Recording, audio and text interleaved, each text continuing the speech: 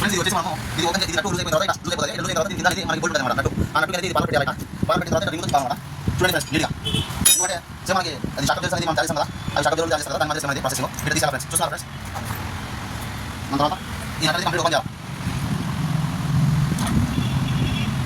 Spring చేయాలి. చూస్తున్నారు friends. చూడండి ఫ్రెండ్స్.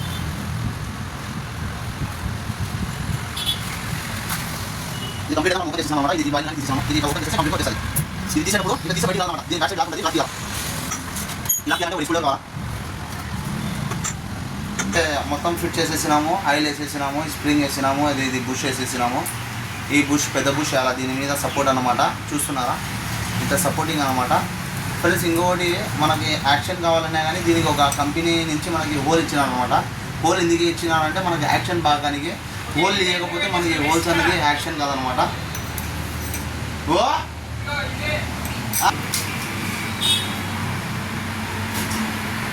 ఫ్రెండ్స్ ఇది మొత్తం అయితే అయిపోయింది కంప్లీట్గా. ఇది వచ్చేసి బోల్ట్ సేమ్ ప్రాసెస్ ఇదే. వాచర్ వేసేసి ఇది ఫిట్ చేయాలి. పానల్ వేసేయాలన్నమాట. పానల్ ఫిట్ చేసిన తర్వాత మళ్ళీ 22 రింగ్ తీసుకొని ఇట్లా లాక్ చేయాలన్నమాట.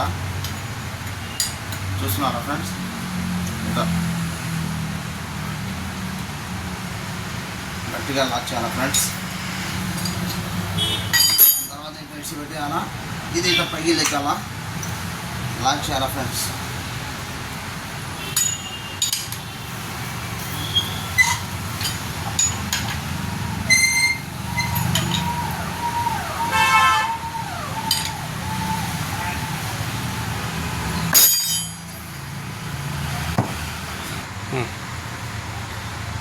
ఫ్రెండ్స్ ఇది మొత్తానికి అయితే మనము షాక్ అబ్జర్వ్స్ అనేది ఫిట్టింగ్ అయిపోయింది.